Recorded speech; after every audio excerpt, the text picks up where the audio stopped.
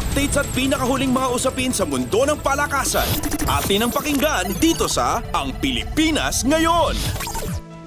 Nakakuha din ng panalo sa wakas ang TNT Tropang Giga sa pagpapatuloy ng East Asia Super League o EASL na kasalukuyang ginaganap sa Santa Rosa Sports Complex.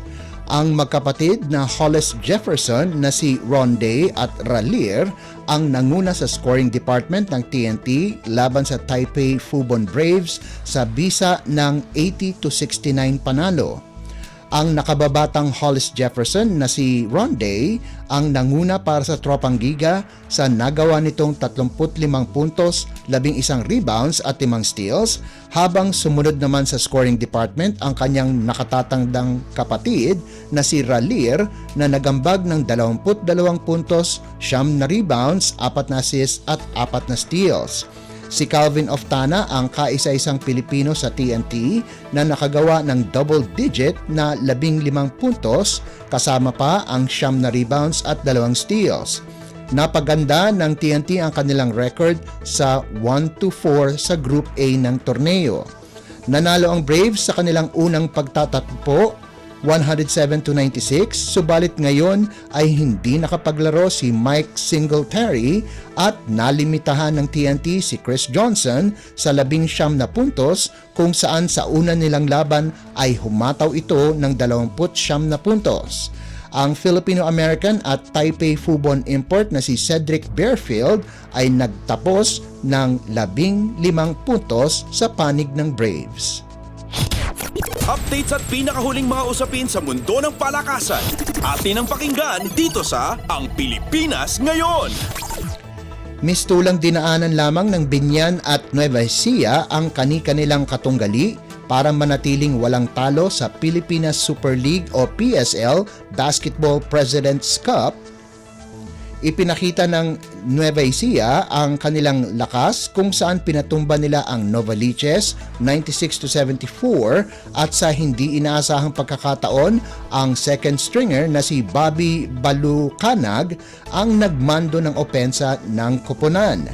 Nagtapos ang forward na si Balucanag ng may 15 puntos, 6 na rebounds at 1 steal. Nakakuha naman ng tulong si Balucanag kay Eman Calo na nagposte ng 12 puntos para sa Capitals na nakuha ang kanilang ikapitong sunod-sunod na panalo sa torneo. Sa isa pang laro, tinambakan ng Binyan Tatak Gel ang CV Siniloan 92-61. Nanguna muli sa opensa ng Tatak Gel si Joseph Peña-Redondo kung saan nagtapos siya ng may 15 markers mula sa 6 of 9 shooting. Hindi naman nagpahuli sina Pamboy Raimundo at Junjun Halyare na kapwa nakascore ng 11 puntos bawat isa habang muntika ng makagawa ng double-double si Jaymar Gimpayan sa nagawa nitong 10 puntos at 9 na rebounds para sa Binyan. Updates at pinakahuling mga usapin sa mundo ng palakasan. Atin ang pakinggan dito sa Ang Pilipinas Ngayon. Lumabas na kampiyon ang 747 Dota team ng Converge Fiber Xers sa PBA Esports Bakbakan Dota 2 Tournament kung saan tinalo nila ang Manta Esports ng Barangay Ginebra sa finals ng kompetisyon na nakaakit ng mahigit 160 grupo. Tinalo ng 747 Dota ang Manta Esports 3-2 sa isang thriller na finals para kunin ang premyong 150,000 piso sa unang season ng PBA Esports Bakbakan. Binubuo nina Marvin Bumi Rushton, Mohammad In Your Dream Anugrah, Daud DB Budiawan, Carl Baldovino at Juaniel Arcilia ang winning team. Ang grupo naman ng Manta Esports na sina Carl Drake Ricafrente, Edgy Blue Ikot, Jaquem Kimizu Gumalan, Dex Mahalon Gohan Dignadice, Mohamed Kuch Al-Musali at James Lord Garcia ay kinuha ang premyong 70,000 piso.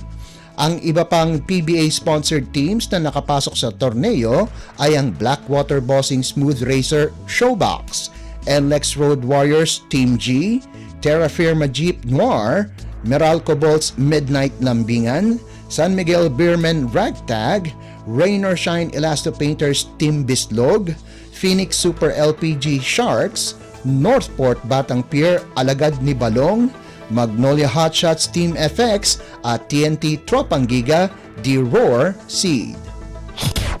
Updates at pinakahuling mga usapin sa mundo ng palakasan. Atin ang pakinggan dito sa Ang Pilipinas Ngayon. At yan ang pinakahuling balita sa larangan ng palakasan. Para sa Radyo Pilipinas World Service, ito po si Leo Magpayo. Magandang araw. Updates at pinakahuling mga usapin sa mundo ng palakasan.